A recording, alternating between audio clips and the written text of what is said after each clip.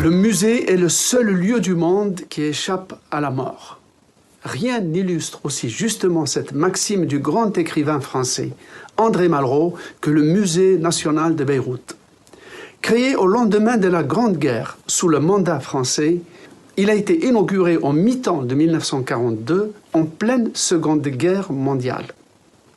Une troisième guerre, civile celle-ci, l'a soumis à très rude épreuve, dès le début du conflit, au printemps 1975.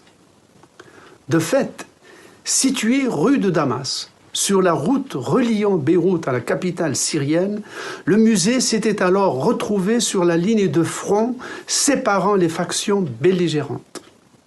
Du coup, ce lieu symbole de l'histoire millénaire du pays se retrouvait sur une ligne de front coupant Beyrouth en deux camps ennemis, soutenus l'un par les Syriens, l'autre par les Israéliens.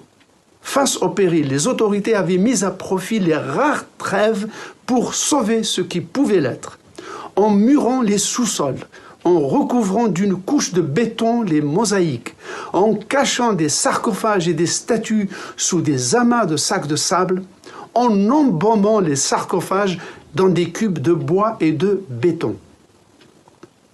Rénové depuis lors, le musée a pleinement retrouvé sa vocation nationale, celle d'un lieu où, à travers des centaines de pièces allant de la préhistoire à la période ottomane, tous les Libanais pourraient se retrouver et communier.